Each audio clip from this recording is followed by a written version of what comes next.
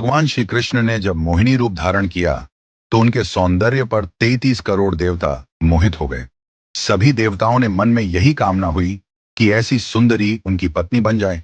परंतु केवल एक देवता ऐसे थे जिनके मन में मोहिनी के प्रति इस तरह का भाव नहीं आया। वे थे सूर्यदेव। सूर्यदेव ने मोहिनी रूप को देखकर मन ही मन कहा, यदि ये मेरी पुत्री बन जाए तो मेरा जीवन धन्य हो जाए। सूर्यदेव की इस भावना को समझकर भगवान श्री कृष्ण ने उनकी ओर कटाक्ष किया और संकेत किया कि उनकी इच्छा पूर्ण होगी। समय बीतने के बाद सूर्यदेव ब्रजभूमि में वृषभानु महाराज के रूप में अवतरित हुए। वृषभानु जी ने तपस्या की और ब्रह्मा जी से प्रार्थना की कि उन्हें ठाकुर जी की पुत्री के रूप में प्राप्ति हो। ब्रह्मा जी ने उनकी प्रार्थना को श्री हरि तक पहुंचाया।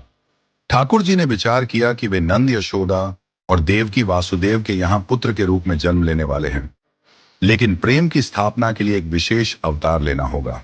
ठाकुर जी ने अपने रूप को दर्पण में देखा और उस दर्पण में उन्हें ऐसा रूप दिखाई दिया जो स्वयं ठाकुर जी को भी मोहित कर गया। यह रूप ठाकुर जी का ही स्त्री रूप था। उन्होंने इस रूप को स्थिर किया और लक्ष्मी जी के वस्त्रों, आभूषणों और श्रृंगार सामग्री का उपयोग करके इस दिव्य स्वरूप को सजाया। जब यह स्वरूप पूर्ण हुआ तो ऐसा प्रतीत हुआ मानो सूर्य और चंद्र का एक साथ मेल हो गया हो। यह दिव्य तेज इतना अद्भुत था कि स्वयं ठाकुर जी भी नेत्र मूंदने को विवश हो गए।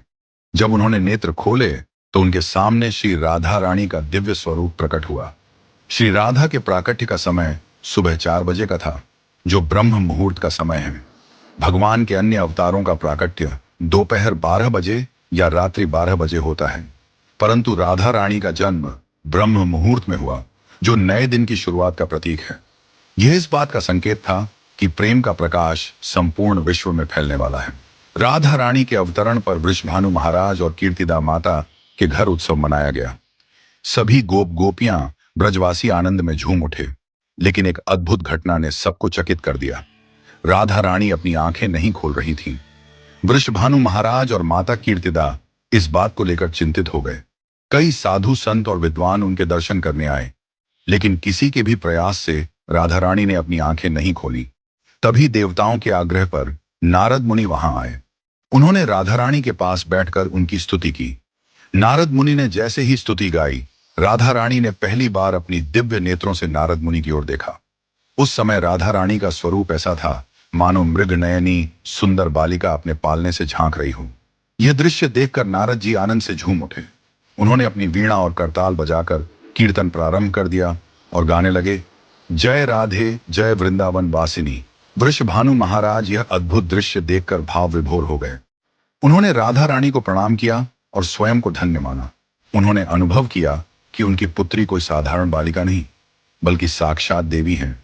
इस प्रकार श्री राधा का अवतरण प्रेम की स्थापना के लिए हुआ। ठाकुर जी ने ज्ञान, धर्म और वैराग्य की स्थापना के लिए कई अवतार लिए, लेकिन प्रेम की स्थापना के लिए श्री राधा का अवतरण हुआ।